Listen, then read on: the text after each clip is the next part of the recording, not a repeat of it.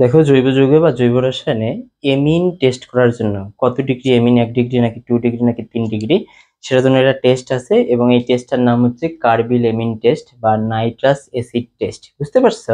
তার মানে হচ্ছে তুমি যে এমিনটা নিছো 1, 2 or 3 ডিগ্রি, সেটার সাথে একটা নাইট্রাস অ্যাসিড যোগ করলে তুমি বিক্রিয়ার যে ফলাফল সেই ফলাফলটা দেখে এবং কালার সেন্স দেখে বুঝতে পারবা যে আসলে সেটা কত ডিগ্রি ছিল। বুঝতে পারছো? তো কার্বিলেমিন পরীক্ষাটা বুঝার আগে আমি একটু মনে রাখার জন্য একটা ট্রিক্স দেই। সেটা হচ্ছে তোমরা অনেকে কেভিক্সি খেয়ে থাকছো। কেভিক্সি এটা হচ্ছে এই যে ফার্মেসিতে আহ একটা বড় আকারের ট্যাবলেট আকারে পাওয়া যায়। বেশ কয়েকটা থাকে, ছোট একটা শিশি আছে, একটা বড় আছে, কতগুলোতে 4টা, কতগুলোতে 12টা। তো তুমি দেখবা বাসায় এনে তুমি যখন 1 গ্লাস পানিতে তুমি ওই ট্যাবলেটটা দাও, বিভিন্ন রকমের পরিবর্তন দেখতে পাও। প্রথম যখন তুমি ওই ট্যাবলেটটা দাও, এটা অনেকে জুস করে খায়, অনেকে বা ভিটামিন সি এর ঘাটতির কারণে খায় বা ক্যালসিয়াম জনিত কারণে।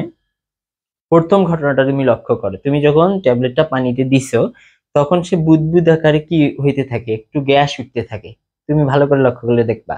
দ্বিতীয়ত দেখবা ও একটা রং পরিবর্তন করে, পানির কালার তো বর্ণহীন, দেন তুমি যদি ওটা অরেঞ্জ ফ্লেভার নিয়ে আসো দেখবা হলুদ বা কমলা বর্ণের একটা বর্ণ চলে আসছে। বুঝতে পারছো? 3 নম্বরে কি হয়, লাস্ট স্টেজে ও একটা লবণের মতো একটা পানি ফর্ম করে বা একটা মানে লবণযুক্ত পানি এরকম একটা ফর্ম তৈরি হয়। তো এই কেবিক্সি দিয়ে আমি 3টা মাথায় রাখবো, তার আগে তোমাদের রিয়াকশন গুলা দেখাই। যে আমি এখানে একটা 1 ডিগ্রি এমিন, 2 ডিগ্রি এমিন এবং 3 ডিগ্রি এমিন লিখছি, এবং প্রত্যেকের সাথে যে রিয়াকশনটা দিছি নাইট্রাস অ্যাসিডের পরীক্ষা। নাইট্রাস অ্যাসিড, নাইট্রাস অ্যাসিড এবং নাইট্রাস অ্যাসিড, নাইট্রাস অ্যাসিডের সাথে এরা রিয়াকশন করে কে কি উৎপন্ন করে এটা আগে আমরা চলো দেখি। যখন আমি 1 ডিগ্রি এমিনের সাথে রিয়াকশনটা দিছি, ভালো করে লক্ষ্য করলে দেখবা এখানকার CH3NH2, এখানে আছে তোমার, আমি যদি এটাকে একটু ভেঙে লিখি, ওইচ আছে এবং NO আছে। বুঝতে পারছো? NO আছে এবং ওইচ আছে। তো এখান থেকে কি করছে জানো, এখান থেকে একটা অক্সিজেন এ আগে নিবে। দেখো, ওইচটা নিবে, CH3OH নিল। এখানকার এই নাইট্রোজেনটা মিলে একটা নাইট্রোজেন গ্যাস উৎপন্ন করলো। তাহলে এখানে কে বাকি থাকে?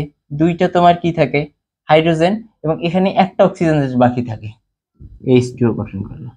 তুমি যদি খুব সিম্পলি দেখো, আমি তোমাকে দেখাই, তাহলে বুঝবা। আমাদের CH3, CH3 এখান থেকে একটা OH নিছে, OH, তার মানে এই হাইড্রোজেনটা চলে গেছে, এখান থেকে একটা অক্সিজেন চলে গেছে, একটা অক্সিজেন কিন্তু আছে, তার মানে নাইট্রোজেন আছে আর অক্সিজেন আছে। তার মানে এইটা মিলে তোমার ফর্ম করলো কি, CH3OH, CH3 এবং OH চলে গেল। মানে বাকি থাকলো কি নাইট্রোজেন, এই নাইট্রোজেন, তাহলে এই নাইট্রোজেন কাটা, এই নাইট্রোজেন কাটা, আমি নাইট্রোজেন দিয়ে দিলাম। তাহলে এখানে বাকি থাকে একটা অক্সিজেন আর এখানে দুটো হাইড্রোজেন মিলে একটা পানি গঠন করলো। তার মানে এইটা হচ্ছে তোমার 1 ডিগ্রি অ্যালকোহল। এবং সেটা বুঝবা কিভাবে, তোমার ওই যে বললাম না, কেবিক্সি ট্যাবলেটটা পানিতে দেওয়ার সাথে সাথে কি হবে, বুদবুদ আকারে গ্যাস উঠবে। এটা দেখে বুঝবা যে এখানে কি আছে, 1 ডিগ্রি অ্যামিন আছে। এখন আসলে আমরা দ্বিতীয় রিয়েকশনটা যাই, CH3 × 2 NH8NO2। তো দেখো এইখানে কি ঘটবে, CH3 আমি রাখলাম 2, এখানে নাইট্রোজেনও রাখলাম, এখানকার একটা OH এসে কি হবে বলতো, যুক্ত হয়ে যাবে, OH এসে যুক্ত হবে। আচ্ছা দাঁড়াও, NO, আচ্ছা সরি সরি, এখানকার দেখো এই যে তোমাদের এই এখানে কি থাকতেছে, এই পুরো টার্মটা আগে আমি লিখলাম। দেখো পুরো টার্মটা লিখছি, দেন এখানকার এখানে কি কি আছে, এইচ আছে এবং ওএইচ আছে এবং NO আছে। এই NOটা এখানে এসে যুক্ত হয়ে যাবে। বুঝতে পারছো? প্লাস এই যে তোমার এখানকার OH এবং এই OH রিঅ্যাকশন করে কি গঠন করবে, পানি গঠন করবে। রিঅ্যাকশন গুলো একটু কঠিন মনে হইতে পারে, বাট ভাই এভাবে মাথায় রাখা লাগবে। বুঝতে পারছো?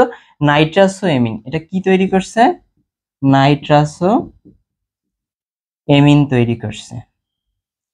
আচ্ছা এইটা কিভাবে বুঝবা, এটা বুঝবা যে হলুদ বা কমলা বর্ণের একটা চলে আসবে, হলুদ বা কমলা বা তৈলাক্ত স্তর, কি স্তর, তৈলাক্ত স্তর। তোমরা দরকার হয় বাসায় এইটা শেখার জন্য একটা কেবিক্সি ট্যাবলেট কিনে নিয়ে এসে পানিতে গুলাই দেখবা যে প্রথমটা 1 ডিগ্রির ক্ষেত্রে বুদবুদ সহ কি উঠবে। মানে প্রথম কন্ডিশনটা দেখবা যে তোমার বুদবুদ আকারে গ্যাস উঠতেছে, দ্বিতীয় কন্ডিশনে দেখবা কালার চেঞ্জ হয়েছে, তৃতীয় কন্ডিশনে দেখবা সবকিছু স্টেবল এবং একটা লবণযুক্ত পানি তৈরি হয়েছে। দেখো আমরা যদি থার্ড রিঅ্যাকশনটাতে যাই, এটা খুবই ইজি, যা আছে জাস্ট তুমি তাই লিখবা। দেখো CH3 আছে, এখানে 3 ছিল, এখানে N ছিল না, এই এখানকার এইচটা এসে এদের সাথে যুক্ত হবে। যদি তুমি এখানে একটা এক্সট্রা এইচ দাও তাহলে এটা পজিটিভ হয়ে গেল, দেন NO2 কি হয়ে গেল, নেগেটিভ হয়ে গেল। এটা হচ্ছে একটা আমাদের এমিনের লবণ। তো এইটা হচ্ছে কি মনে করো গঠন করলো, লবণ গঠন করলো। এই এতটুকু বুঝতে পারলে, এই যে লবণ, তারপর এখানে মাথায় রাখবা যেটা, সেটা হচ্ছে বুদবুদ। এই এই কিওয়ার্ড গুলো মাথায় রাখবা, কারণ এই জিনিস, এই গোলদাগ গুলো দিয়ে কি আসে, এমসিকিউ আসে। তোমাদের দেখা যাবে যে একটি যৌগে বা একটি পাত্রে তোমার এক ধরনের অ্যামিনো অ্যাসিড আছে, সেটা হচ্ছে তোমার নাইট্রাস অ্যাসিডের সাথে বিক্রিয়ায় বুদবুদ আকারে গ্যাস সৃষ্টি করলো। তাহলে উক্ত যৌগটি নিম্নের কোনটি? তোমাদের ডিরেক্ট কিন্তু যৌগ দিবে, বলবেও না 1 ডিগ্রি 2 ডিগ্রি 3 ডিগ্রি। তো তোমাদের 1 ডিগ্রি 2 ডিগ্রি 3 ডিগ্রি কিন্তু চেনা লাগবে। কিভাবে জানবা? যেখানে তোমার কার্যকরী মূলকটা আছে তার সাথে যে কার্বন আছে ওখানে তোমার কয়টা অ্যালকাইল মূলক আছে সেটা দিয়ে তুমি জাজ করতে পারো। ঠিক আছে, তাহলে এই যে এখানে প্রভাবকটা আমি লিখি না, এখানে লিখে দিছি যে Na Na2 এবং HCl, এই প্রভাবক ইউজ করে এই রিঅ্যাকশনটা হয়েছে। বুঝতে পারছো? Thank you.